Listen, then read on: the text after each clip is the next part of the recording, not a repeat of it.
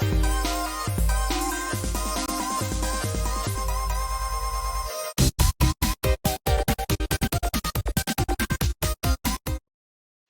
everybody, welcome to our early comic review video. I'm Andy. I'm Matt. We're here with Infinity Flux Comics out of Chattanooga, Tennessee, and this is our big show where we show you some of the biggest and best books that are releasing this week to your local comic book store. So you can head on over to Infinity Flux right now, infinityflux.net. Yep. You can also head over to Infinity You Flux. can, yeah. We're open for And even if another you're not here, 9 minutes, Yeah. so that's fine. It's worth the drive. It's worth the drive. But you can also head to infinityflux.net where you can order these books. They are live on there right now. That way, on Wednesday, you don't have to worry about them selling out or scrambling to try to find them. You can already have your name put on them, whether you're local or we mail them out to you. Either way, perfectly fine. Mm-hmm. So this was an interesting week of books. We've got some Age of Revelation books to talk about. We're just getting into, I guess, week 2 of the tie-in issues for those. We've got some other really cool stuff to talk about. So let's tell you a little bit more about what these are about. Yeah, so let's tell you a little bit about Iron and Frost, #1. So this is our next round of Age of Revelation. This starts our next round of Age of Revelation tie-ins. And now these are all still 3-issue miniseries. That's right, yeah. So we'll have we'll have 3 issues of all of these that we're going to talk about. So this one is written by Kevin Scott, the artist by Rary Coleman, and most of this issue takes place 6 years before like the present day of Age of Revelation, and it shows us how we get to where the rest of the series is going to take place. We see Iron Man and War Machine and Emma Frost and Firestar, which is a pretty interesting mix. But we see them taking on some of Revelation's Seraphims, trying to prevent them from stealing a young mutant girl for the purpose of making her one of his Seraphims as well. And I don't want to give away too much spoilery detail about this encounter, but Emma gets hurt. Yeah. And she has to... Severely. And she has to change into her diamond form in order to not die, basically. And during this fight, she gets trapped underground. We'll say that. She gets trapped underground, and she's down there for what sounds like a long time. We don't really know how long, but it sounds like she's down there for a long time. And she does eventually dig herself out and spends years trying to find any remaining X-Men, and she doesn't. But what she does eventually find in her travels is someone else who, and that's going to take us into what the main crux of this series is going to be about. So I thought this was pretty good. I really like Tony and Emma together. I like the location this takes place at. Yeah. It's a familiar location to the Marvel universe. Right. Yeah, so the overall gist of the series is, or at least one of the plot points of this 3-issue series, is Tony Stark looking for a cure to the X-Virus. Yeah. And we get a little tiny taste of that in here, but that's going to be more... This was mostly the setup for issues number 2 and 3, I feel like. But and I think I'm going to like... I like this one pretty well. I think I'll like issues 2 and 3 better because that's the actual story, whereas this one was leading us into that. But yeah, I mean, this doesn't really add anything to the main Age of Revelation storyline unless Tony comes up with a cure for the X-Virus and that figures into the end of the whole thing somehow. I don't know. But as of right now, there's nothing really about Revelation. There's no plans to take him down and fix the world and all that stuff. It's mostly just Tony trying to find a cure. Yeah, I did like, because we were big fans of the Iron Man run where he was quote-unquote married to Emma Frost, and that is brought up here. They talk about their past, and it does feel like there's still an attachment between them. Yeah. That they do feel kind of, not responsible for each other, but they do still kind of look out for each other. Yeah. And I think that's a really cool, playing off of what they set up in that previous Iron Man series. I love stuff with Emma Frost. She's great in this. And, her and Tony Stark are radically changed in this, and I'm looking forward to seeing what that all means going forward, like you said. So I did, out of this week's, this was probably my favorite one that I read. I didn't get to read every single one of them, but out of the ones I read, this one, and it's funny because it didn't play into the bigger Age of Revelation story, but I did really like the character stuff in it. I thought that was the strong part of it. Yep. So so a good one. Like I said, all of these are going to be 3-issue series or 3 issues, and here's the first of the next batch. So this is our A cover right here. We have this nice Ricky Yagawa variant. We have this Mobley variant. And then our Yasmin Putri variant. Is that the like an arc? Yeah, that's her in her diamond form holding an arc reactor, I guess, which is pretty well. That's red though, holding something. I don't know, but it looks pretty cool. It's a buzzer. Right, Just it's about an to easy play. buzzer. I'm just Yeah, gonna play a game show. Okay, so next up, I've got Unbreakable X-Men #1. This is another of our 3-issue miniseries. This was by Gail Simone and Lucas Wernick. And I'll be honest, this one was a little difficult for me because a lot of these series we're learning do feel like natural progressions of the series before they got Age of yeah. Revelationified. The series that they take the place of. Yeah, Right. So some of them don't have an analog. Like the Iron and Frost doesn't really have there wasn't an Iron yeah. Man Emma Frost book before This one this. doesn't either. Sinister Six. It doesn't really either, but some do. Yeah, so this feels like a if you're reading Uncanny X-Men, you would maybe understand what's going on here a little bit more or be more familiar with the Yeah, characters. So I would say this one, for the most part, I would recommend to people if you're reading Uncanny X-Men. But in this, it's pretty wild. So this starts 7 years um, after like present day, but we know the Age of Revelation happens 10 years after. So this is 3 years before the Age of Revelation stuff starts happening. And you've got characters Gambit, Ransom, Temper, Dome, Spider Girl, Sentinel Boy, and of course Rogue on here, facing a very big threat. I don't want to give away what it is because when I turned the page, I was like, wow, that's super big, and I'm surprised other people aren't also here to deal with right. this. Um, That has been released publicly. oh, has Though. it? Yeah, I mean it's on League of Comic Geeks. Okay. Well, I didn't see it, and I thought it was a fun surprise. But something happens that takes Rogue out of the picture, and this really messes up Gambit for years. Where you see Gambit go from what we know he looks like to this, where he kind of just lets himself go. Over time, his eyesight starts to go, and he's become like a recluse. And you kind of see all the other X-Men with him grow up around him, and like even have kids and all that. And it's Gambit is still in mourning for what happens to Rogue. I won't say she dies, but something does happen. Um, and by the time this starts, it's so the first part 7 years, then we got 3 years. So by the time this ends, it looks like we are right at the start of the Age of Revelation stuff, and something else big happens that they don't really explain, but I'm guessing in future issues we'll learn what causes something to happen.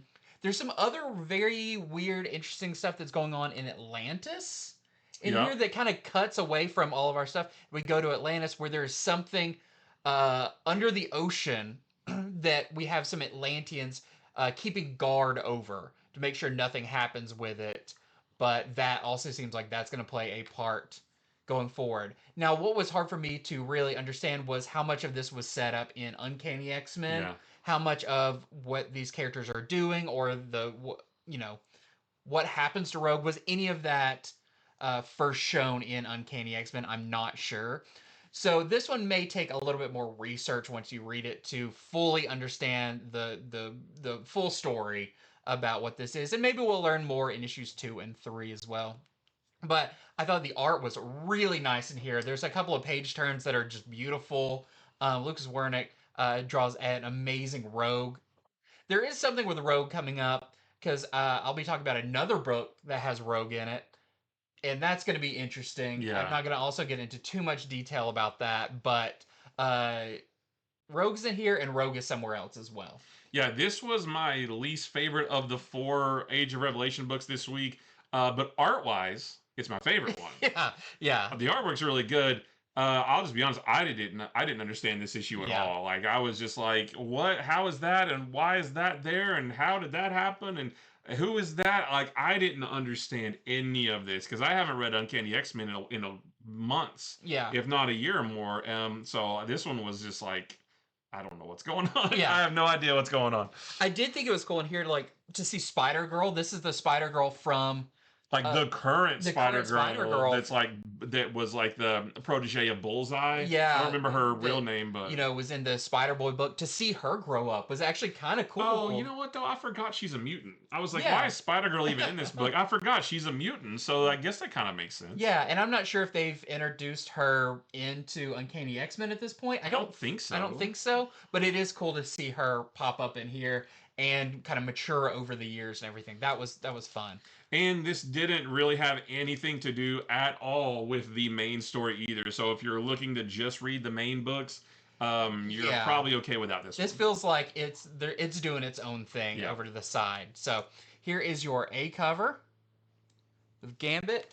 We've also got a couple of variants for this, of course. So we've got this Riki Agawa cover with Spider-Girl, which I think is really cool. I like her look a lot. We've got a Lee Eric's cover with Temper, which I like her a lot in the regular X-Men series, so it's cool to see her on here. We have a foil Manahini cover with Gambit. That's a great cover. I didn't love the book, but the cover, that cover's awesome. Yeah, that's really cool. And that is what I've got for this one. All right, well, we're going to forge ahead and talk about Sinister's 6. Number 1, this is written by David Marquez and the artist by Rafael Loureiro. And this is my favorite of the 4 tie-ins this week. About half of this issue is this really cool action sequence with Havoc, Domino, Omega Red, everybody on the cover here, Lady Phantom X, and a mutated Black Cat, who you can see right there. They are basically chasing Misty Knight and Colleen Wing through a forest to use them as bait to capture Venom, who is also in the area. And it's not a spoiler to tell you that they do capture Venom, and they take him back to their headquarters in the Appalachian Mountains, which is called the Vale Sinister, where there's a whole bunch of mutants living there, and they're currently, you know, it's all under the watchful eye of Mr. Sinister. He's kind of running the place. And just like what Tony Stark is going to be doing in Iron and Frost, Mr. Sinister is also trying to look for a cure to the X virus. Or is he? Because he doesn't refer to it as a cure. He refers to it as learning how to control the X virus. He wants to be able to aim it. Yeah, right. So maybe he has something more sinister planned. And he thinks that the Venom symbiote may be the key to doing that. So that's kind of the setup for this first issue. I like this though. I like this line of characters. Some mutants, some not mutants. I guess they're all mutants now, thanks to the X virus. But even well, I won't tell you that part. But this was really cool. This one, of the 4 this week, this one does seem like it might have the potential to factor into the main story because, you know, they're, you know, Sinister knows what Revelation has done with the X virus, and maybe he wants to send his strike team to go after him, you know. So this one maybe possibly could figure in to the overall story at some point. Right now it's pretty self-contained to just what they're doing, but I could see this one coming into play later. And I liked it. I like this team and the story and the first half with all the jungle battles and all that stuff. It was pretty darn good. Yeah, this is the only one I didn't read. And I know when you told me that, I was like, oh man, that's the best one. Yeah, but I'm interested because I really want to see more about Black Cat in this. Yeah. Yep. So this is our A cover right here, and we have this. That is Yagawa. Yeah, that's Riki Yagawa, Black Cat right there. I mean, and new it's Black member Cat. of the Thundercats. Yeah, Black Cat. I mean, that's Felicia Hardy, but you know, thanks to the X virus, she's mutated. This is the Lee Garbett variant, also with Black Cat. Nice duality there. And then this is the Anindito variant with some of the team. Well, next up, I've got Rogue Storm, another in our Age of Revelation books. This is by Marewa Ayudel, and the art is by Roland Boshi, or Bashi.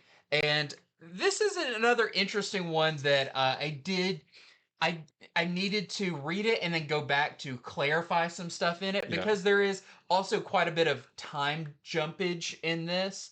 And this does feel like perhaps it is a continuation of the Storm series. So some of the stuff that I didn't fully understand here could be explained in Storm. Right.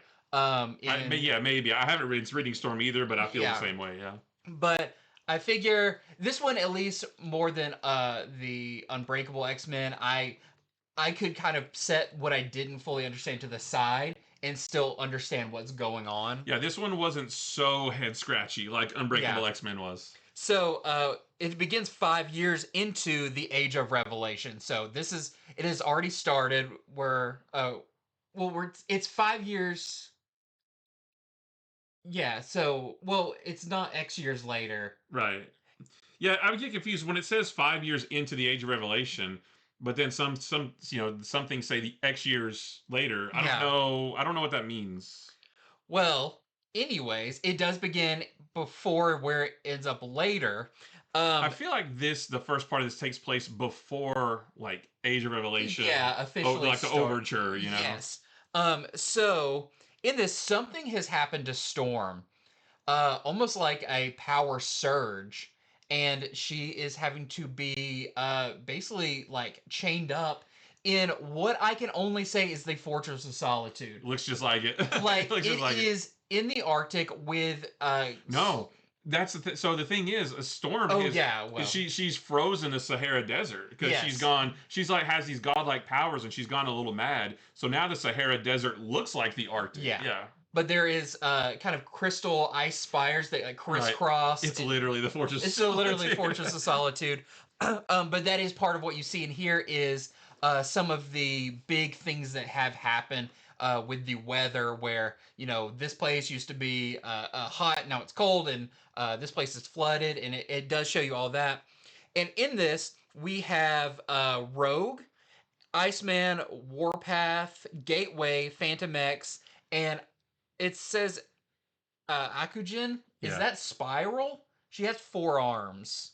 Oh, I don't know. Good, maybe. I wasn't sure if that was her, but wasn't she in the Long Shots book though?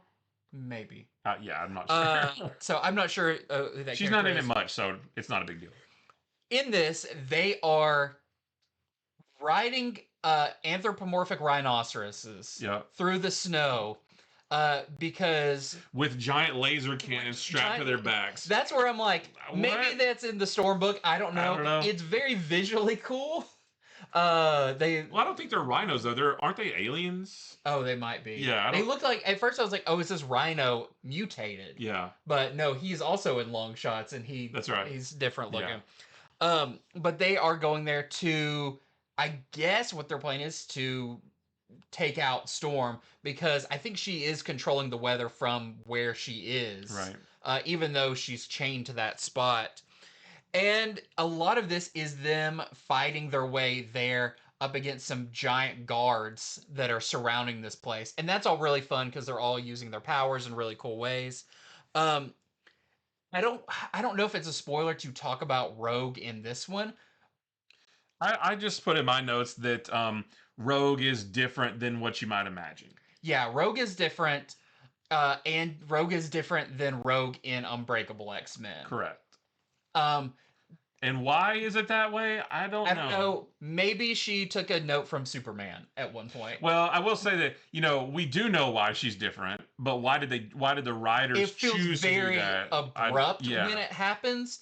And when you read it, you'll understand. But something happens to Rogue that feels like, wow, that could have been a mini series, or that was a story arc that was basically done in a couple of panels. Yeah, it was one panel where they said, "Oh, by the way, blah blah blah." I was like, "Whoa, wait a second! You just dumped a lot of information in one panel."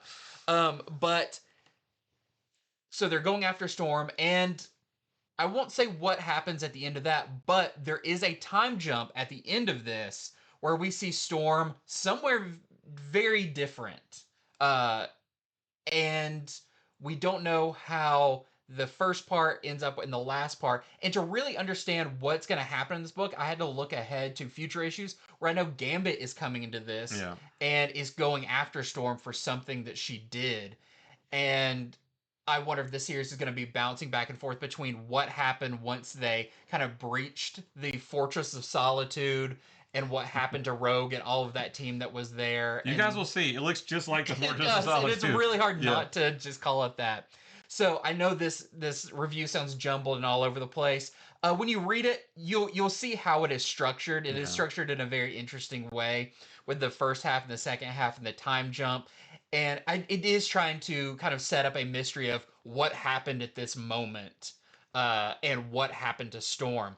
But since a lot of this does take place pre Age of Revelation, I assume, I also don't know what has caused Storm to be this way, and that might also be something that spins out of the Storm series. Maybe. Yeah, I found this one to be a bit confusing as well. Hopefully, issue number 2 of this, and issue number 2 of Unbreakable X-Men, hopefully it fills in some blanks, because those 2 books specifically, I was like, I was lost, completely lost. Yeah. And this doesn't have anything to do with the main story either. This no, is its other own than thing. I did question: is Doug Ramsey Revelation? Does he have anything to do with wanting to use Storm for something? Anything to do with why she went mad? I don't know. Yeah, I'm not sure about that, but hopefully a lot is revealed in future issues. Maybe we need to go back to like Age of Revelation number 0 and see if there's anything in there that we can piece together.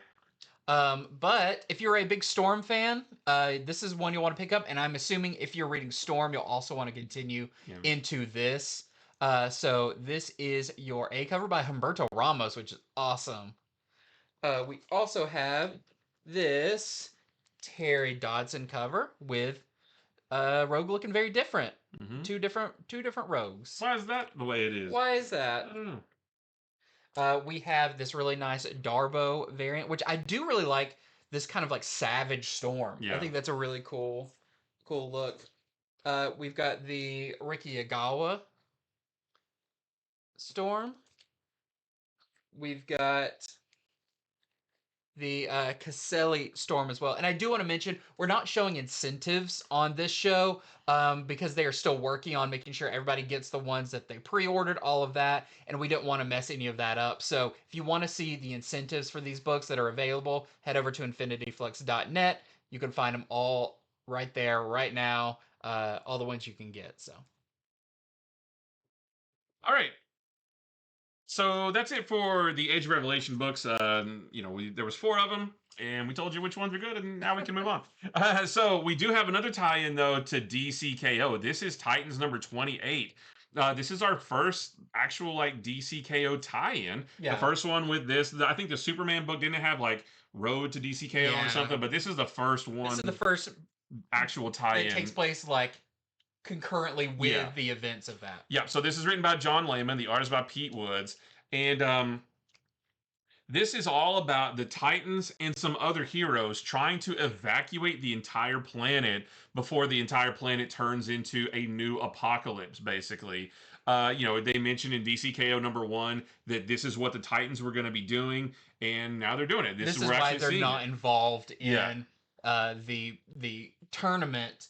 And they did say, hey, we really hope that this all works out with this tournament and everything, but we don't want to take any risks, so we're going to go ahead and start this evacuation now, just in case something goes off. Because I know some people were miffed about Nightwing not being in the tournament and stuff, but this is what he's doing. Everybody here, except for Cyborg, they're preoccupied with trying to they also have a very important role. They're not just sitting around, right? So they have turned several Titans headquarters and other large structures into what are essentially starships and launch them off into space. And they're all working on setting up teleporters around the world to get everyone onto these ships. And like you said, too, it's pretty neat because they have all kinds of different methods for teleporting people. They have boom tubes. They're using magic. Yeah. They're using just their own watchtower tech. There's a bunch of different ways. So they're all really coming together. Yeah, they're really working with other cities and the heroes that are in those cities to help move everybody out. And I thought that was it's still a big ask to move this many people, but at least they're not just they're all going into the same building and they really kind of thought about, hey, here's all the different forms we need to use. Yeah. So, their efforts are going well, but there's over 8 billion people to try to move. And of course, it's just taking longer than they would like. I mean, that's pretty much it. That's all there is to say about this issue. There's no big action scene or anything like that. It's very tense. Oh, it's tense, yeah, because there's a lot of planning that goes into it.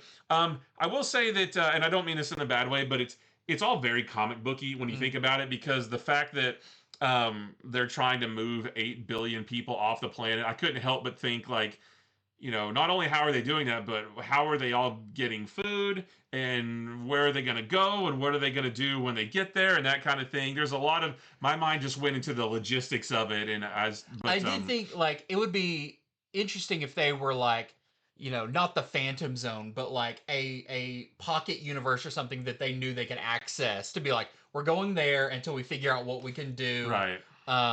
But no, they imply they're working on something on the moon, so maybe Right. they're sending them to the Yeah. moon. Maybe the Titans watchtowers that they're in can orbit for a while. Yeah, maybe they're gonna hang out for a Because bit. they like and watch see. the main Titans tower like fly up into space, and they're like, "Well, there it goes." It's like, what's the max number of people that are on this? That's what I want to know. It's just like a decently sized building. Yeah, I mean, it can't handle more, I'm sure, than more than a few thousand people. Yeah. I don't know, but yeah, maybe maybe they don't want to like establish a new home, because if the Earth does get saved, they want to bring them all back, Yeah. right? So the logistics of it are kind of a little bit goofy, but it's a comic book, And they do kind of address like this is really hard. This is Yeah, a big yeah. undertaking. Yeah. So I mean, that's pretty much it, though. Now I will say Yeah. that the last page, though, ups the stakes a little bit, and that's when I was like, ooh, I want to see that play out. Yeah, it's really frustrating. It's like, oh, this was going so well, guys, and then Yeah. this. Yeah, so I thought that was funny, and it kind of ties in with another book that's going on kind right of, sort now. of, yeah, a little bit. So I thought that was. It makes me really want to read the next issue of this. Oh, for sure. Yeah. So this doesn't inject anything into the main story of DCKO. You're not going to see any tournament fights or anything like that. This does not have anything to do with the tournament. This is what's happening on Earth. But so with that said, is this a crucial story for DCKO? I'm not sure. If you want to know like what their plan is for the planet in case they lose, then it's all in here. But there's no tournament, there's no dark side, there's no nothing like that. So I don't think so. I don't think you have to read this before you read any of the other DCKO tie-ins. I would say these are almost like parallel of like the tournament's going on. But if you were reading the tournament, you're like, what's everyone on Earth doing while this happens? Well, that's what this is. Yeah. So I don't think, I don't know why you would want to read this and not read DCKO. But if you're reading DCKO, it's fun to, be like, oh, I want to get the full experience about how grand of a scale this is taking place on. This does a really good job at showing you, like, this is kind of the first time this level of thing has ever happened, I think, where the Earth is, like, getting evacuated. Yeah. So I thought that was like, oh, well, it does feel grand on Earth as well. Yeah, so I was into this, though. I really liked it. This was a really good issue. And especially with that last page, I really want to read the next one. So Yeah. I'm on board for this. There's some really fun cameos in here as well, because there's other characters working in other cities. Yeah. So there is our A cover right there. And we got a couple variants. This is the Brad Walker variant. Apocalypse is here. And then this is the... Shoots the other way. Paris Aline variant with the Titans. You get some great moments in here. Oh, some really emotional moments where the Titans are basically having to go separate directions, and they don't know if they're ever going to see each other again. Yeah. So they have like some very kind of heartbreaking moments together that I thought was really powerful. Okay, on the other hand, here's a book that's just fun. This is Fantastic Four X Gargoyles. This is like the most opposite of everything we've talked about so far. This is like on its own. Yeah, this is like a Saturday morning cartoon that's great. So I did just find out, I guess it did not register. This is Fantastic Four Gargoyles published by Marvel. There is going to be a Gargoyles X Fantastic Four published by Dynamite. So they are swapping the names around like they're doing with Batman Deadpool or Deadpool Batman with Marvel and DC. They're kind of pulling that off here with two separate ones. The Gargoyles Fantastic Four will be on FOC this weekend. So unless it gets moved. It was supposed to be on FOC last weekend and it got pushed, so. Yes. So anyways, this issue, this is a one-shot. This is by Greg Weisman, who of course is the kind of creator of Gargoyles and writer of the current Gargoyles series. And the artist by Enid Balam. And I really enjoyed this. So I love Gargoyles. That was one of my favorite shows growing up. It's like Batman the Animated Series, but without the trademark of Batman. Without the Batman. Without the Batman in there. And this was set up in the Free Comic Book Day book from May of this year, which was a big surprise. That's right. That there was a last couple of page scene where uh, the Gargoyles saw Johnny Storm do a 4 in the sky, and then we knew, oh, we're getting a crossover. And I don't think there was anything in here about, oh, they came through a portal or whatever. No. It's just like they're just there. It feels like they exist in the same world. I like those kinds of crossovers because you don't have to come up with some contrived thing of like, I came through a portal or some omnipresent being did it. No, they're just there, and don't worry about it. It's yeah, fine, and I think they even mentioned, well, now that people know Gargoyles are out there, like it became public knowledge to the Marvel universe as well. Yeah. But in this, even though you don't have to have read the Free Comic Book Day book, it does start with them facing off against each other. Like literally the 2-page, when you open it, they're like, you know, have their fists at each other and everything. But what's funny about that is what I always kind of want them to do in stuff like this, where they go, actually, are we good? Like, yeah, fighting each other, are we? And even Big Grim's like, I kind of wanted to throw down with these guys. We're not gonna have like a fight where we misunderstand each other and then we team up later. Yeah, no. So they basically like introduce themselves, and the Fantastic Four are like, hey, really cool you guys are here because there's another gargoyle that's giving us problems right now. Gray Gargoyle is down like at the waterfront turning people into stone. And they're like, that sounds like our MO. Like, we're on board. So you've got the Gargoyles. Minus Goliath is not with them at that point. He does come in. He's later. in here, but he's not in it a lot. But you've got them together, and they go and take on Gray Gargoyle, who is turning people to stone. Kind of just willy nilly, just kind of walking by, being like, boop boop boop, you're all stone. But this story starts as that, but it does kind of grow and double down on some stuff that was really fun. I don't want to give too much away on it, but Iron Man is also in here. Mm-hmm. You see Tony Stark meet Xanatos, which is like, they're kind of look like the same guy a lot of the time, like 90s Iron Man. And they're talking about their different armors and all of that, which is really fun. But the threats that keep kind of coming along in this, because like one Gray Gargoyle is turning people into gargoyles, and they're turning them into gargoyles, but it's nighttime because the gargoyles are used to turning into stone during the daytime, and they're like, uh-oh, like what's gonna happen if, you know, we get turned to stone at night? Like, are we just stuck that way?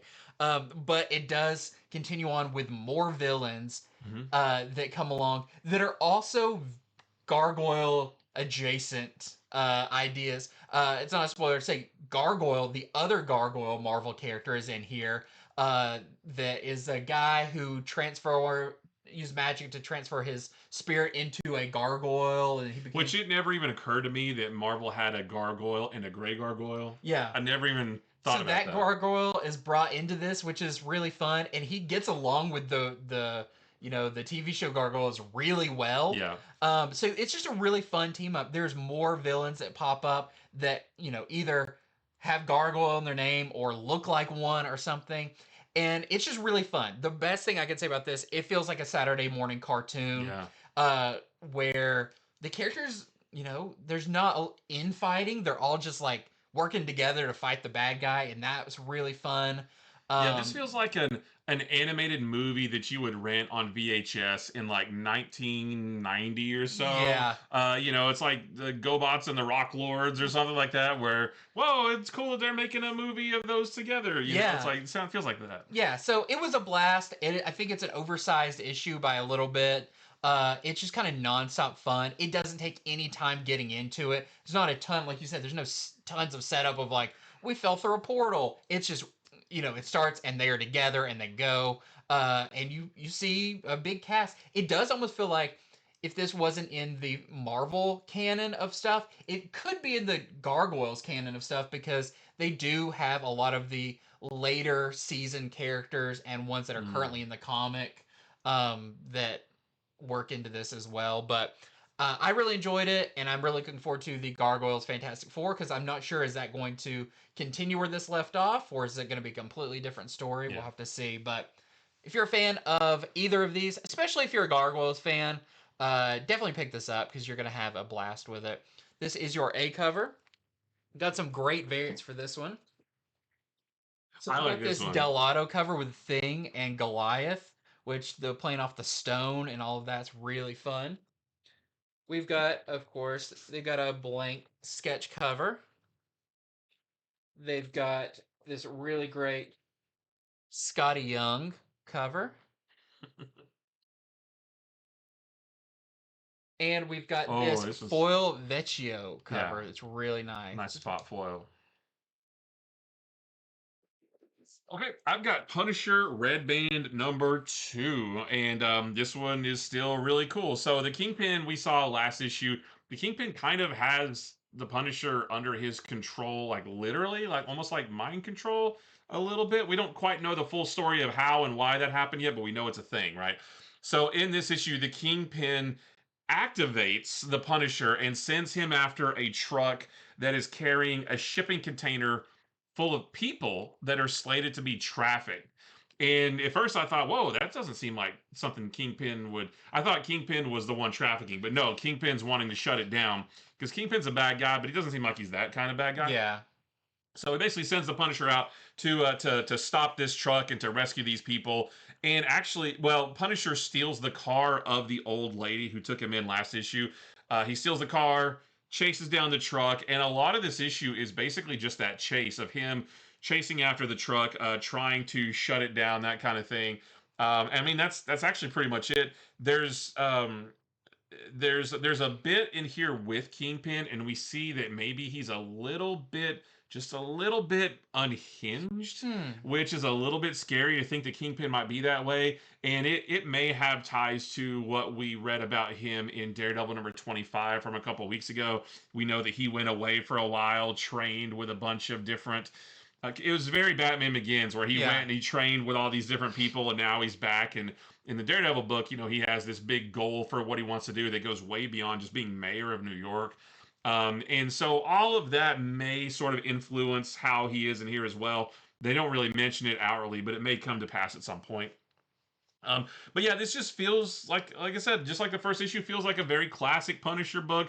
There's gunplay, there's explosions, the artwork is really good. Punisher looks like the Punisher. He's got the white gloves and the white boots and the classic skull, and he's gritty, and so I really like this. The only thing is I'm looking forward to this classic feeling Punisher book, but where he's not controlled by the Kingpin, where he's doing his own thing. That's all I'm waiting for. Yeah. And the only other thing is, like, Marvel needs to cut it out with the Red Band books. There's only one single panel, maybe two panels in here, where it's a little bit gory with a hand. A hand looks pretty gory, but other than that, there's nothing. But they're doing much worse in non-Red Band books with, like, that's right. with That's the exactly Predator right. books Yeah. and stuff like that. Like, you can just put a advisory on the cover and not worry about being polybagged, because it's it.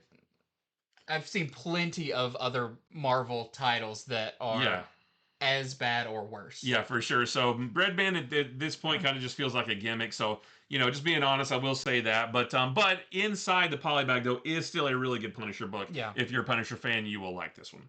So there's our A cover right there. And we have this really nice Tedesco variant as well. Next up, I have a new indie book called Hector Plasm. Well, I didn't write down the full thing. It's Hector Plasm, Hunt the Bigfoot. I always want to say Hunts the Bigfoot. Hunt the Bigfoot. This is by Benito Sereno, and the art is by Derek Hunter. And we got this great Ryan Otley A cover here. So Hector Plasm was a pre-existing character. He's had other comics by different publishers. He was originally published in the back of early issues of Invincible. Really? As like little couple page stories. He is a ghost hunter is his main profession. He mentions he has dealt with vampires and a few other kind of supernatural things, but it's mostly like in that realm of paranormal.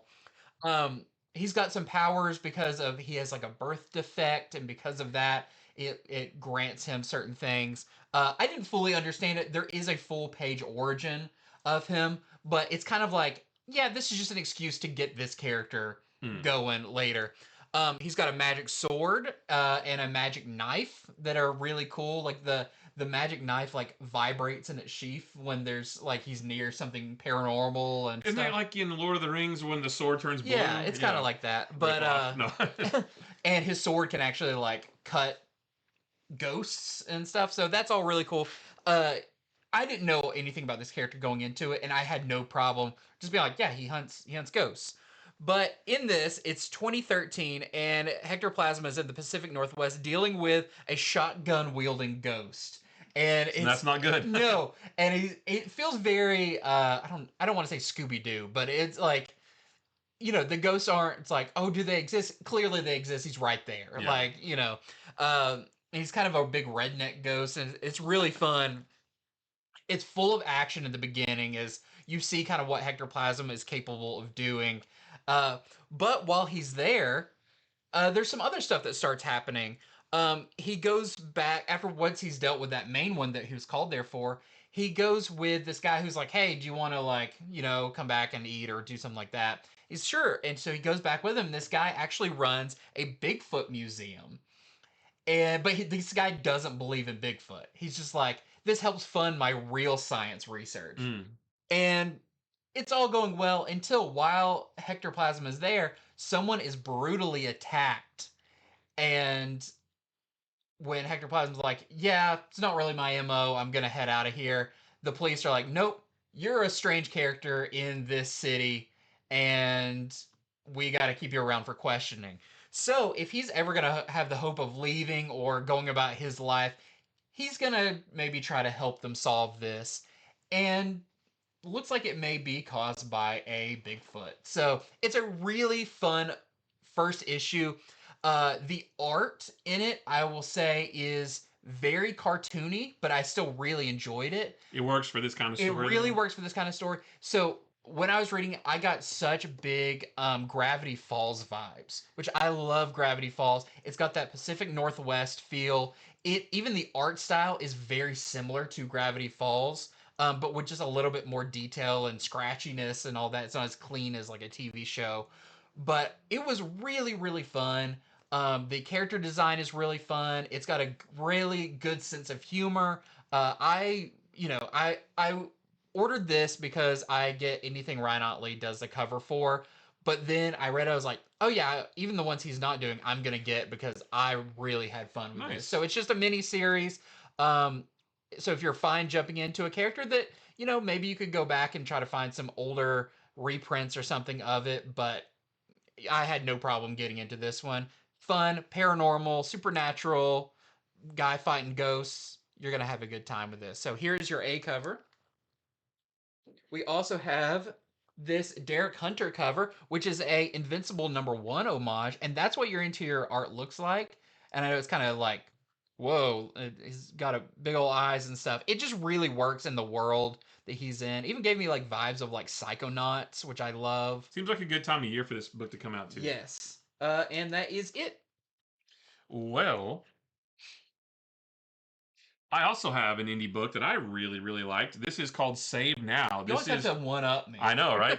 This is from Bad Idea. We haven't talked about a Bad Idea book in a while, but this book is a very good idea. This is written by Matt Kent, and the art is by Tomas Giarello. And it's about this guy on the cover here. He has a real name. I don't remember what it was. It didn't mention the issue, but his kind of superhero name, his code name is Saver, and he has the ability to travel back to any point in time in his own past, but he can't then jump back to the present. He can't go back and forth, right? If he travels back in time a month for whatever reason, he then he's there, and he just has to live out that month again until he comes back. He can't travel. He can't go both ways. So he is part of a super team called Integrity International. And we see his power in action when they're fighting this big monster, and they keep dying. Not him, but the other members of the team keep dying to this big monster. So he keeps traveling back in time 5 minutes and telling them to try something else. Try attacking from the north, that didn't work. Try attacking from the south, that didn't work. Try distracting him while you do this, that didn't work.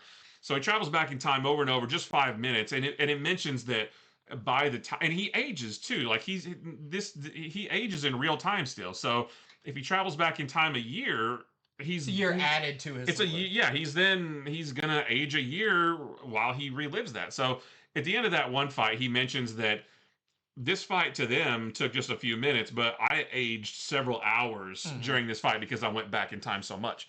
Um, what's interesting about that is um, the rest of the team. To the rest of the team, it seems like they win every fight on the first try every time. But to him, he sees their failures, and they fail pretty much every fight they go into. They fail, and it's not like a goofy thing. It's not like they're like a goofy Great Lakes Avengers thing. They're like a serious super team, but they maybe I don't know why they're so bad at this, but they die almost every time, and he has to go back and until they get saved every time. So that's just kind of the establishing thing. At one point in this book, it jumps ahead a year into the future, and something has happened that has basically destroyed the world, and it's turned the world into this post-apocalyptic wasteland. We don't see what it is. We hear a little bit about it, but that's not really important about that. The other members of Integrity International, they're still alive, and they demand that Saber go back in time to change things. And he says, I've already done that so many times. And you can see like he's much older, he's got gray temples and stuff. He says, I've already gone back in time so many times. And again, he has to relive every time he goes back. And he says nothing works. And he's aging. He gets older and older and older all the time. And he says, "All right," and they're like mad. They have him chained up. They're really mad, and they're demanding. They're saying, "No, you will go back and fix this." And he's like, "I've already done it." He says, "Okay, he'll try one more time, and he's going to go back in time 10 years, wow. And he's going to tell the team from 10 years ago that, hey, in 10 years."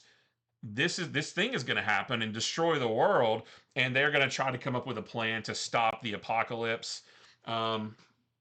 Maybe they do, maybe they don't. That's we'll see in future issues. But it's a really really interesting premise, fantastic artwork, and then just like all the other Bad Idea books over the last couple 2-3 years, the physical quality of this book is really good too. It's got a nice cover. These lines are just a little, it's not embossed, but they're a little bit raised in the logo. So as you rub your fingers over it, you can sort of feel. As you do with all your comics. Right? You can like feel the texture. Nice high quality paper. But everything. I really like this. The concept is really cool.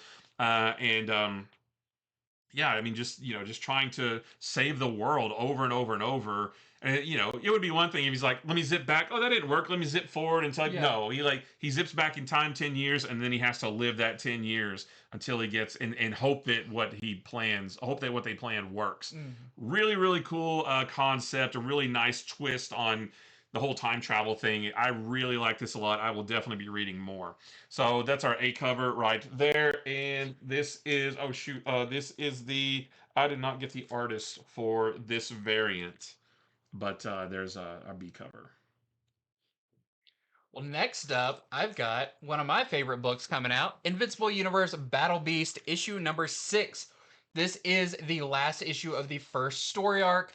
It is not the last issue of the series. This is an ongoing series, but they do talk about in this, there is going to be a break, a 5-month break until the next issue, because they want to give time for the creative team of Ryan Ottley and the colors and letters and everybody to stay on board the entire time. You're not going to have any fill-ins. You're not going to have any of that. So this gives them ample time to work on the next batch of books. It's kind of like what Rook Exodus did, although it was a lot longer than 5 months. But I'm okay with that. If that helps keep the book consistent, the quality the same, and plus, it's like I can read other stuff in that 5 months. But I'm in favor of that. It gives time for the trade collection to come out.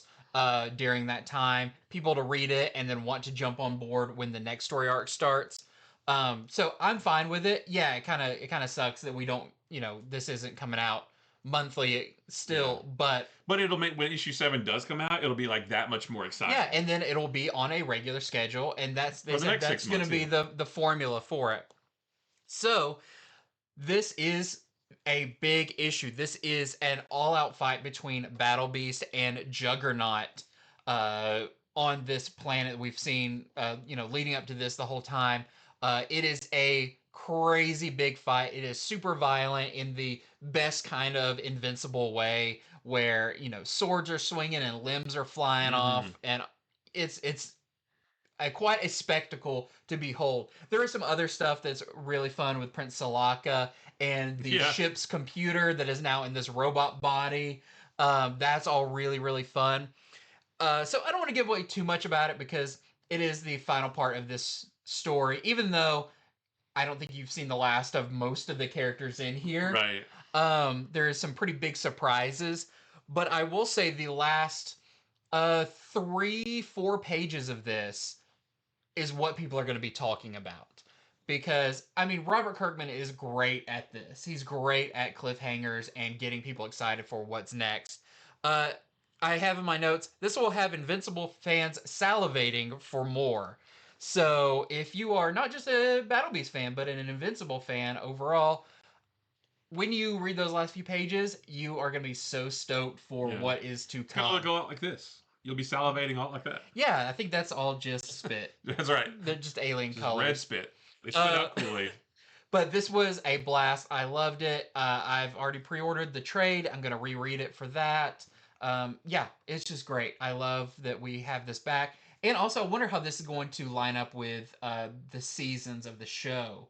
Oh, what did they say? Is it February or March when that starts back? I think so. So it could be like kind of almost lined up with the season of the show when you get a double dose of Invincible. So very fun. Recommended highly. Here is your A cover.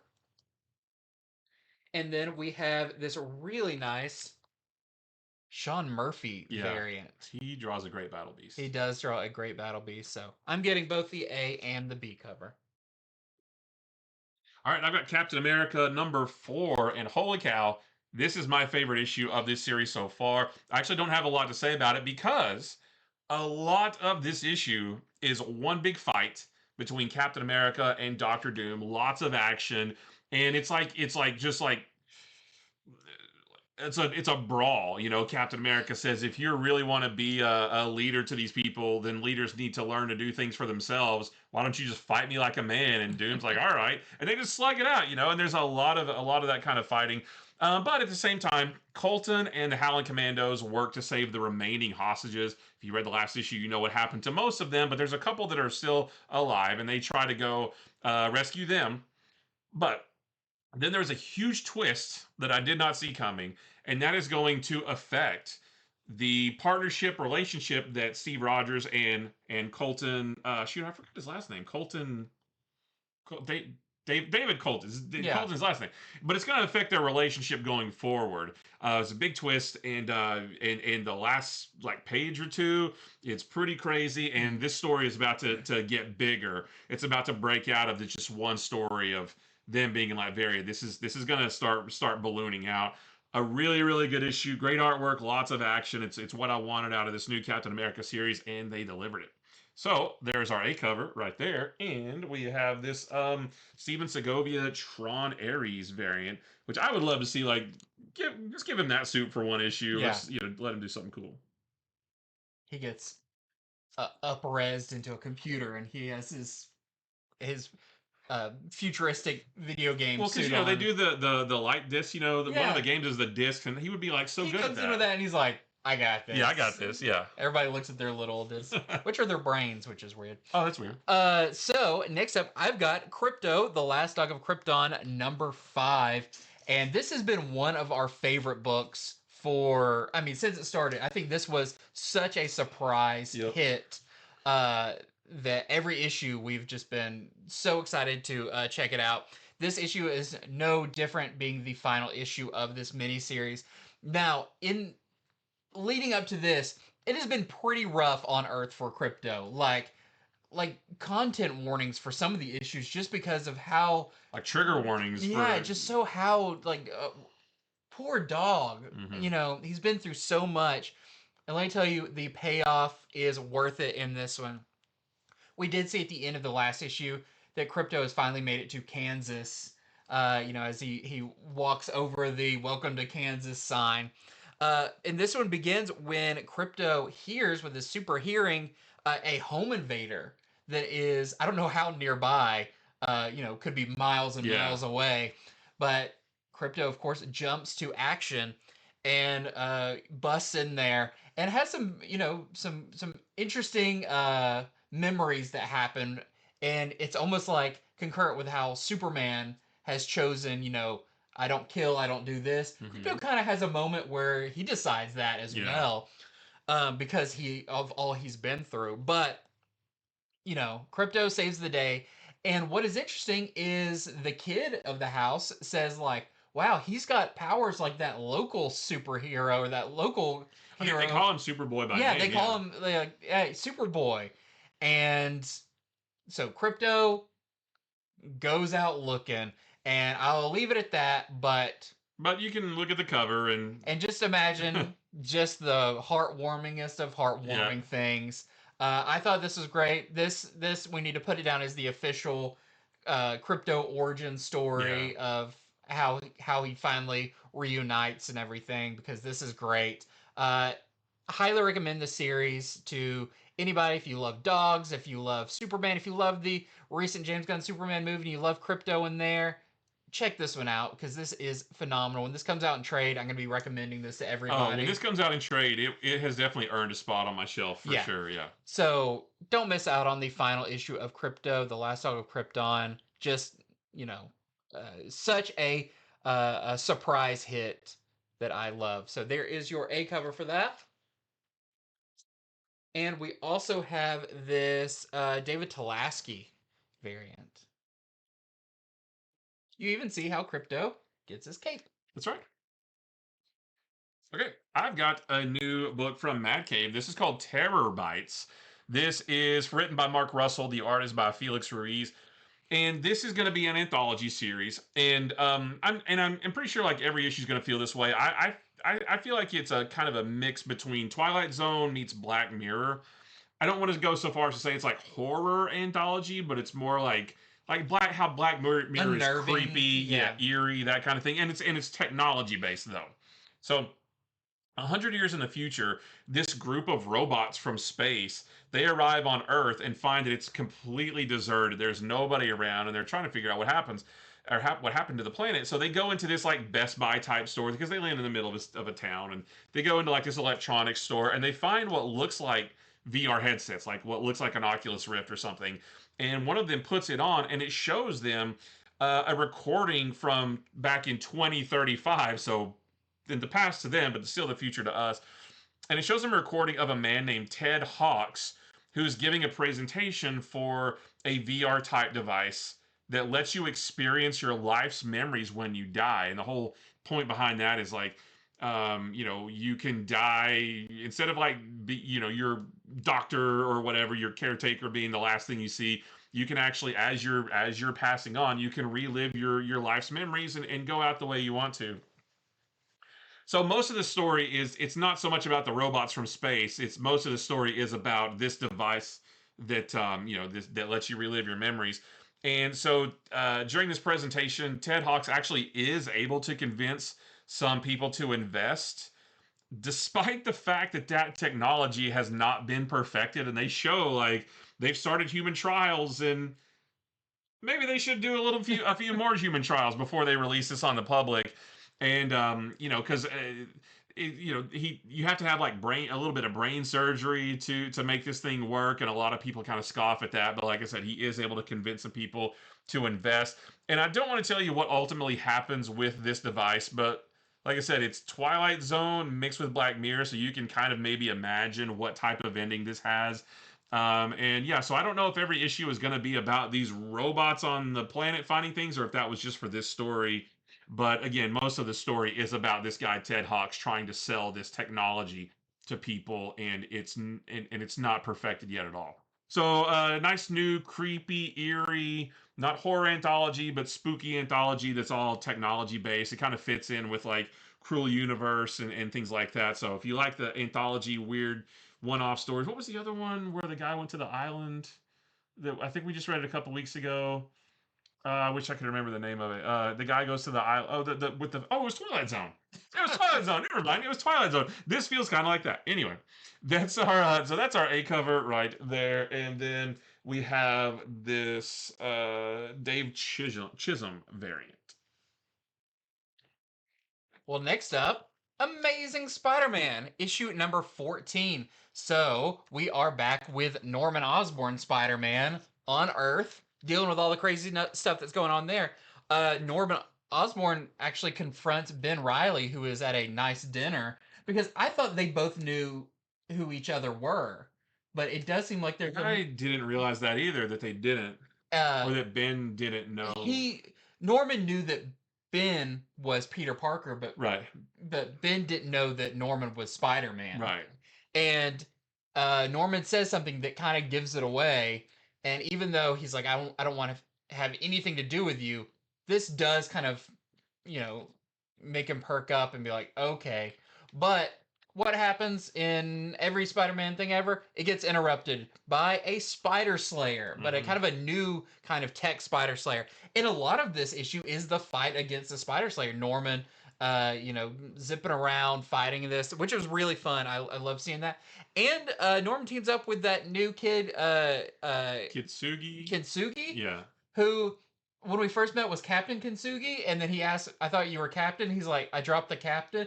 This feels like a character like I've missed a whole series that's going on behind the scenes.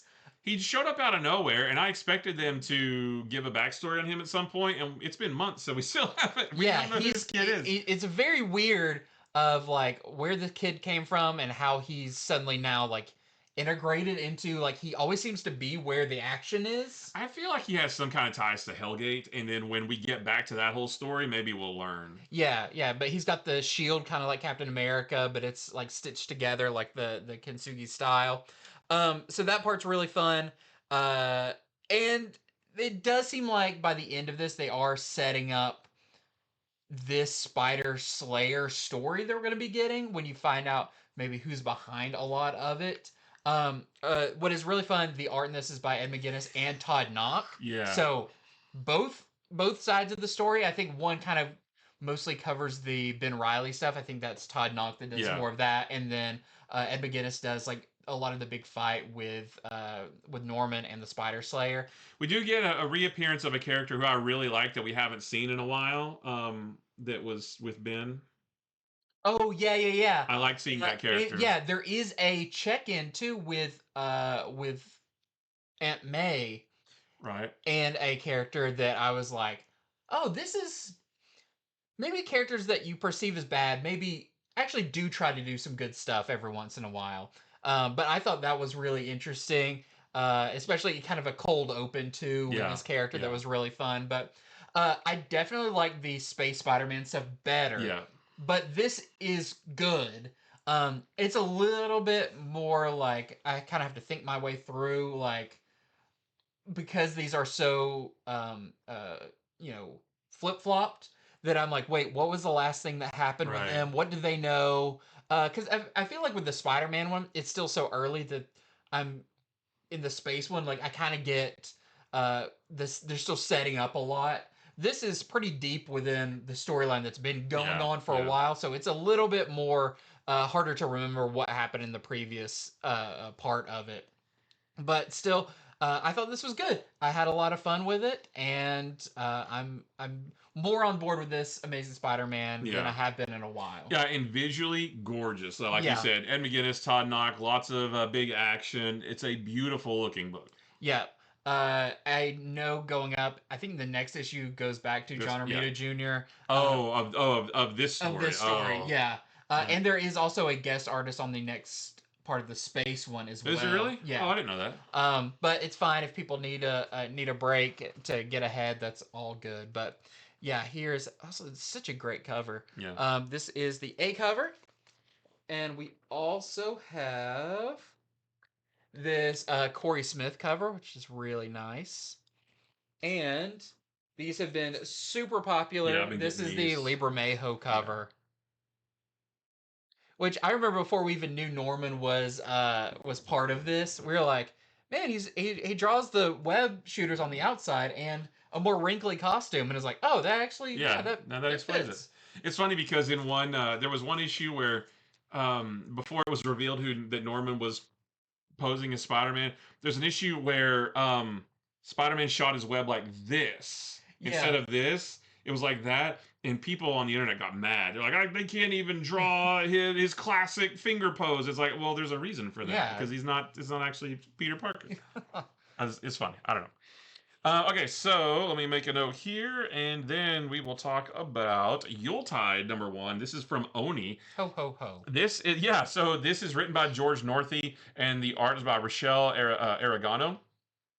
And you could read this now because it's a spooky book. You could also read it in December because it's also set around the holidays. It's a Christmas book too. And this starts by giving the history of Yule and how there used to be opposing forces walking the earth. There was the light side led by the Yule Father, and the dark side, which was led by a witch named Queen Perchta. And I don't know how much of this is like real lore, real mythology, yeah. or and how much is for the book. But this is way back in the past. There was like these two opposing forces, and there was a great battle, and the light side triumphed over the dark side. And with the Yule Father trapping Perchta inside this magical wooden box. And then flash forward to present day, and this is set in a town called Christmas, Pennsylvania. And this town is all about Christmas all year round. Town, I believe. Is it? I think so. Well, in this book, they talk about how like they do the Christmas thing year round, and there's actual stores that are all about just like selling tinsel and ornaments and stuff. So they basically this town spends the year getting ready for the holidays, and then of course when the holidays come around, they just go nuts with it, right? So it focuses on these three teenagers named Jake, Abe, and Win. And they actually find this magical box and open it, and that unleashes Perchta into the modern world.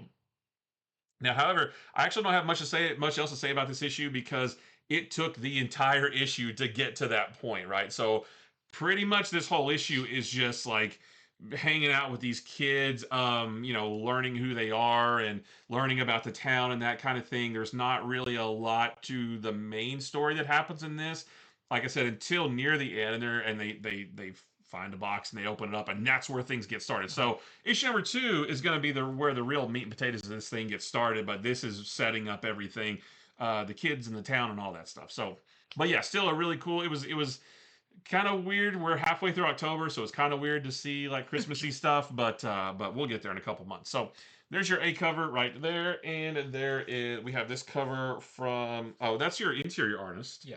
Right there. And then this is a cover from Mi Gyong. Right there. Well, next up, I have our penultimate issue of One World Under Doom with One World Under Doom issue #8. This one was pretty fun because one of my favorite relationships in the Marvel Universe is Valeria Richards and Doctor Doom. The only person that Doom respects and loves, really. Like, he really cares about Valeria. And in this, Valeria is back, I guess, at the Baxter building or wherever with all the rest of the kids and talking to Franklin and being like, I think I'm like the only person who can do something about all of this. I'm the only one Doom will listen to. So she does a really interesting way of calling to Doom to like have an audience with him. And it's kind of a like spectral audience, but she does do something, and Doom's like, "That a girl? Like, I knew you could do something like that." But she does kind of like, "Hey, what's going on here? Like, why are you really doing this? Because, what's your ultimate goal? Because you say it's this, but actually, if you get what you want, you won't be ruling over what you actually want. You'll have no one to oppose you, and what's the world left if everyone just agrees with you all the time?" And even though he does love her, he does kind of push back against, what she says and everything. But that's about half of the book, or kind of a little over a fourth of the book, which I really like that part, and it does kind of set up later in the story. But also we cut back to the big all-out fight that's going against Doom in the kind of the physical form wherever they are that they're fighting him. And you've got some pretty heavy hitters going against him, like Cyclops, Storm, Iceman, Sue, and Johnny. and they essentially pool their powers and do like a spirit bomb attack where they put all of their energy into it. And of course, maybe that's not going to go great, but something does happen that you realize what's something that could actually hurt Doom. And I gotta say, at the end of this, I kind of feel bad for Doom, at least a little bit, for something that happens that, gets through his cold exterior. Well, and it's not only gonna affect him, it's gonna affect a couple other characters as well. Yes. when they find out what happened. So I'm very interested to see the final part of this because it's crazy to have a development in the story the issue before the last. Yeah. So I don't know how this is going to end with that. I'll also say Ben Grimm gets a really awesome scene. So this basically does happen in the issue, but even cooler than that. Yeah. And I was like, whoa, I want to see more of this. Yes. I want to see that should be a one-shot issue that's just Ben and Doom fighting, but how the Thing is able to do that. There should be like a DCKO tie-in, how it's like just the fights. Like I want a one-shot of this, but in the way it's presented in the book. Yeah. So when people check that out, it's a one-page, like you turn it and you see it and you're like, oh, that is awesome. That's awesome, yeah. But this was a really good issue, and so far, like this series, like issue by issue, has been very, very solid. It started really strong. The middle, it did slow down in just the pacing to kind of build tension and all that. And that 2-month break didn't help things. No, that didn't help. But these last few issues have been pretty much a nonstop battle with all of the heroes, and it's been a lot of fun. So here is your A cover. Like we said, that kind of happens, but even cooler than that. And we also have a Salvador LaRocca Dumasaur variant. I sounded like a hypocrite just then. I said, that 2-month break didn't help, but just a few minutes ago I said I'm okay with a book taking 5 months, but that's between story arcs, not in the smack dab in the middle of the story. You know what if there was a One World Under Doom Volume 2, then I would understand a break, but that was a break within the narrative that did kind of interrupt.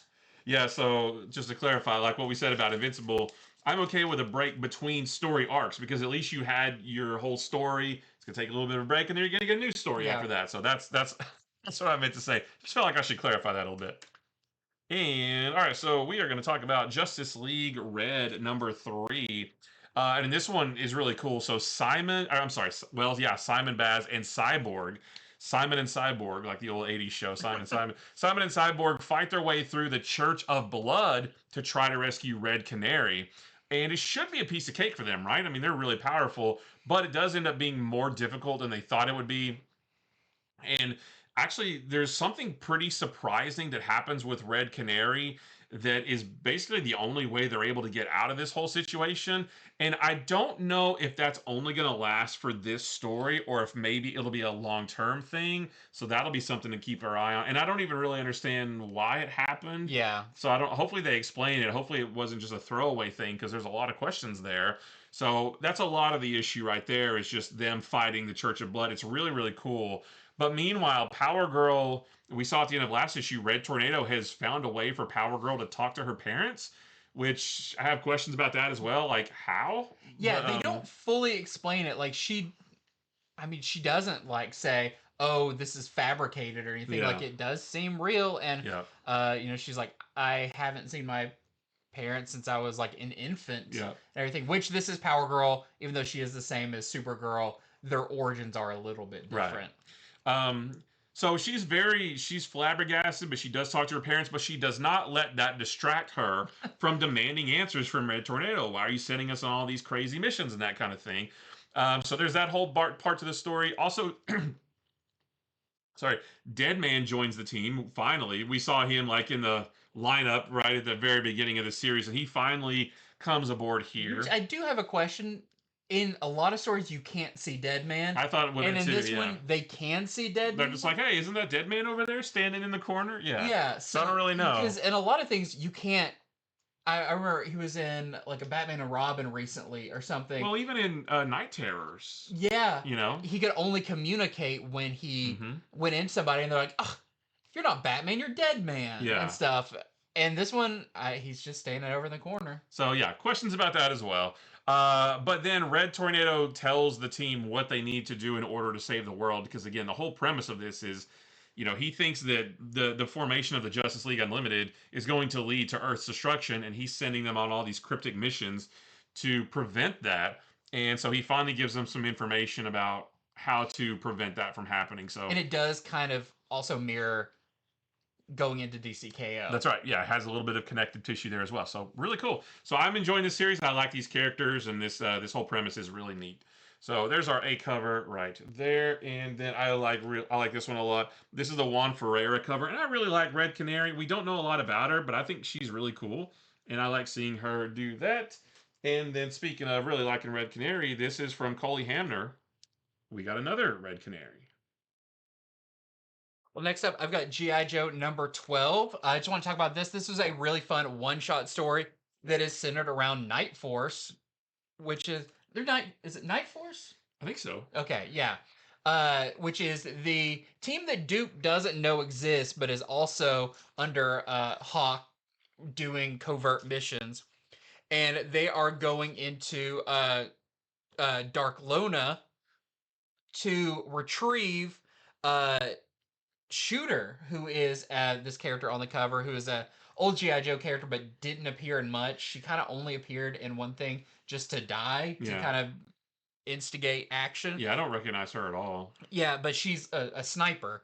And is it mostly her, or are these other characters in it too? The other characters in it, because they're the ones who are going to try to go break her out of Darklon's castle.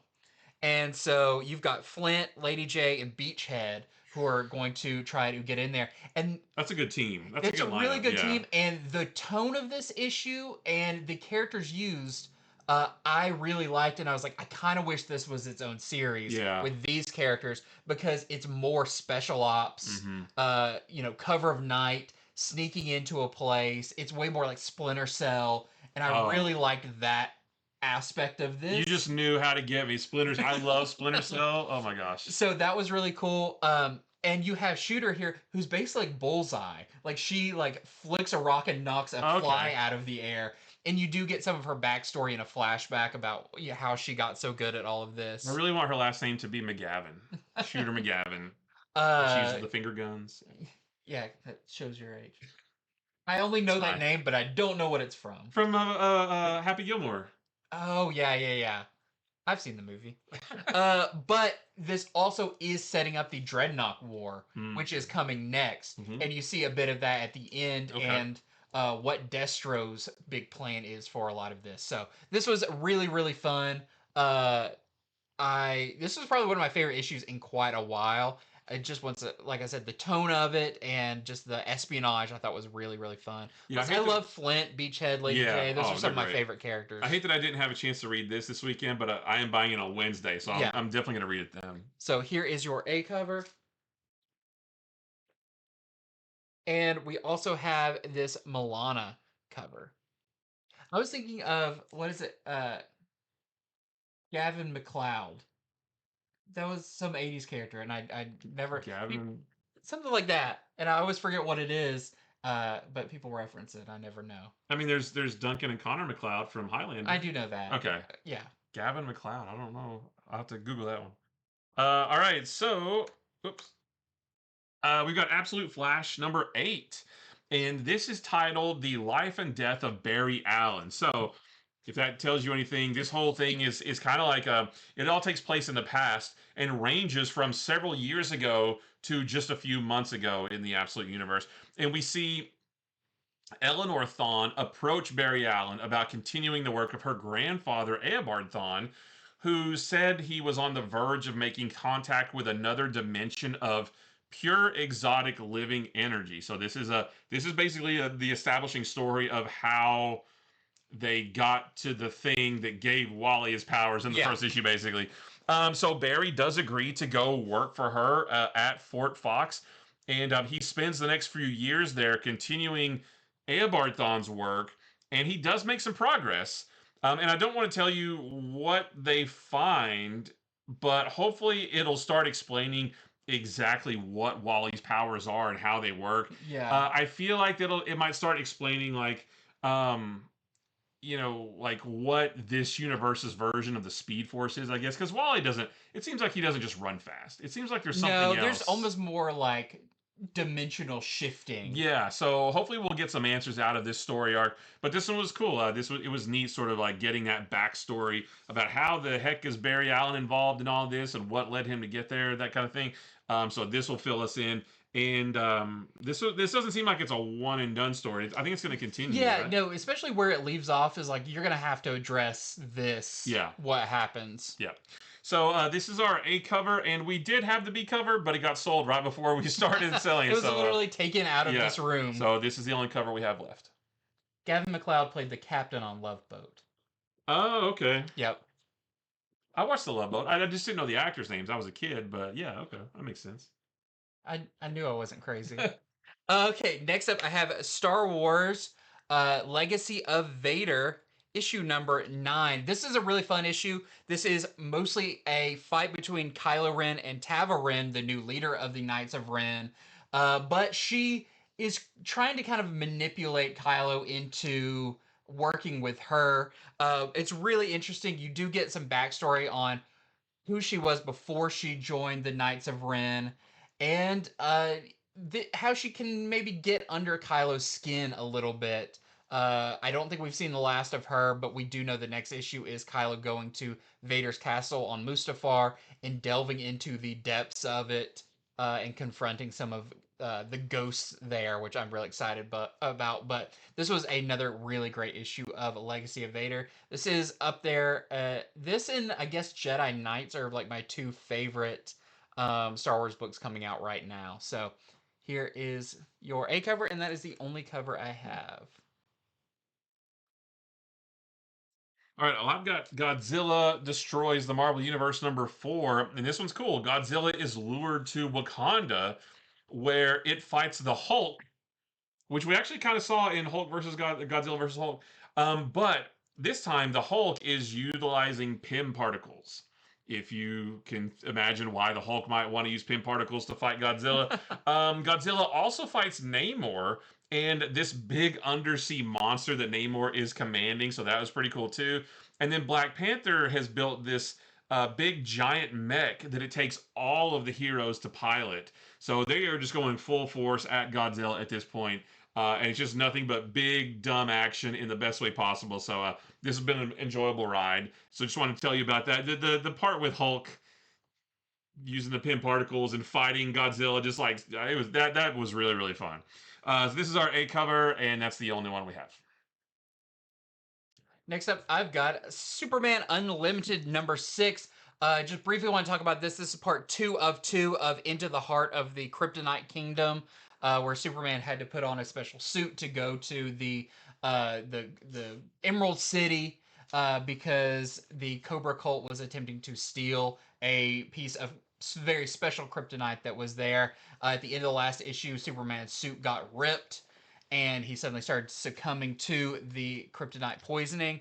Well, in this, as soon as that happens, a lot of the miners that are around him, because they are underground, reveal themselves to all be members of the Cobra cult and go after him. And Superman knows that he's got to go Super Saiyan Gold on everybody if he's going to survive out there, which it's really gimmicky, but I really like this idea of Superman like having another form that he can take. Yeah. But it's only for like 199 seconds or something. Yeah. But it's really cool. There's a lot of action. There's some great stuff with Lois in here. And yeah, so this it's funny they call it a 2-part story because it does kind of end, but the stuff with like the Emerald City and the Kryptonite and all that far from over. This was just like wasn't the first part in the last issue? Yeah. So it's a 2-part. Okay. It does say part 2 of 2. Okay, in here, gotcha. Yeah. But it's like, yeah, if you called like your trip to Walmart, the drive in there part 1 and then leaving part 2. It's that's like, how I think of it. I guess that's 2 parts, but there's a lot more to your day than just that. No, not mine. But yeah, I really enjoy this book. It feels way more Silver Age Superman, and I really like that.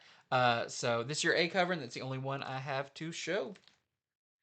All right, well, we're trying something a little bit new. We've got a couple other books to talk about, but we're going to just run through them kind of quickly. So we're kind of calling this the lightning round, or I like what you said, like the speed force round, you Yeah. know?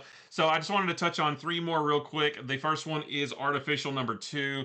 And in this one, Clara, this woman here, she takes her week off of work and to spend the time with her date ex android. Don't let kids read this one if you can imagine that. And things go really well until she tries the role play feature and can't turn it off. Oh no. So that's bad. We've also got Ghost Pepper number 4.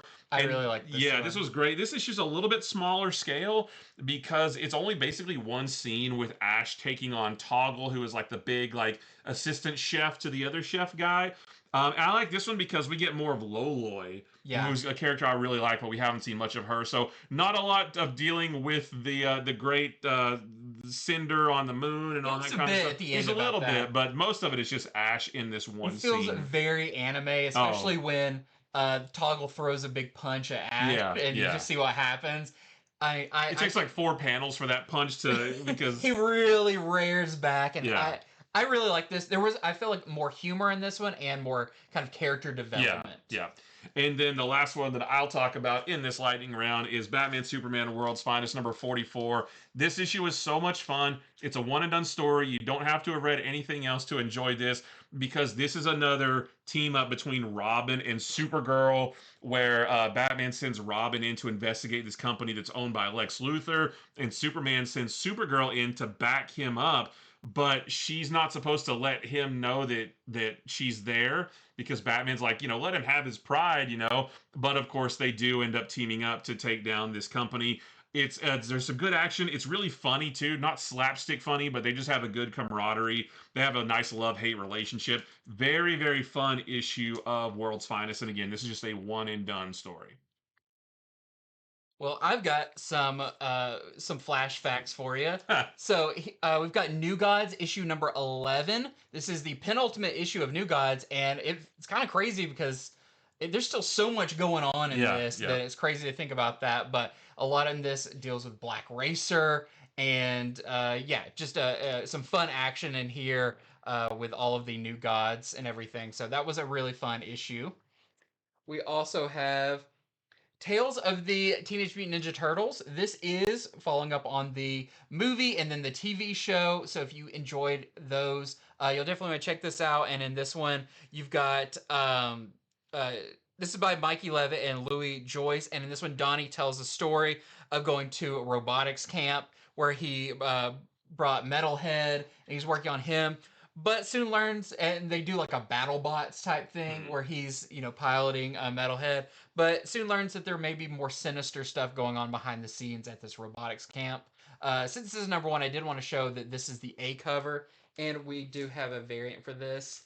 This is the Chalky Wong variant. And along the same lines, we have Ninja Turtles Shredder number 2. This was really fun. Fantastic art in this by Bandini. But Shredder goes up against one of the other criminals that have found their way into New York as he's trying to work his way back up to his former glory, and he's brutal in that way. So that was really fun with great art. And then lastly, I have Tama issue number 3 of 6. This was a very brutal issue where the Tama really goes all out and people start to realize what they are fully capable of. And there's one like 2-page spread where a guy definitely is very harsh to the Tama, thinking it's just a little video game. And boy, does he get his comeuppance in that. I gotta see that when we're done here. That was very rough, but very fun issue of that as well.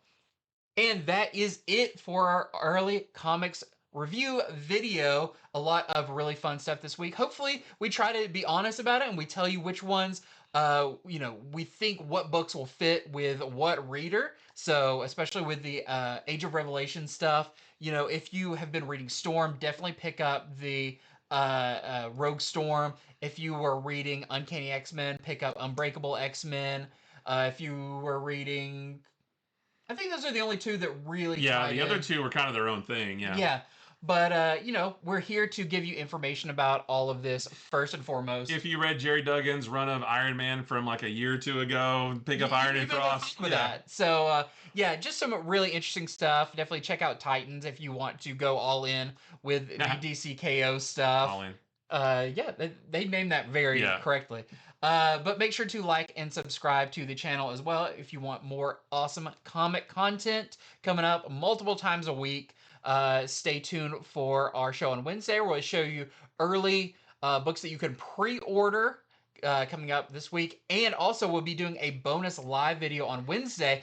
We'll be talking about all of the amazing announcement from New York Comic Con. Yeah, there was lots and wow, there's a lot to talk about. From Joshua Williamson being on Iron Man coming up, to DC's big slate of books like Lobo, Firestorm, Shadow of the Bat, Swamp Thing is Killing the Children. Yeah. So much to talk about. You will definitely want to tune in for that on Wednesday. But again, thank you for watching. Head over to infinityflux.net right now. Order these books, and until next time, see ya.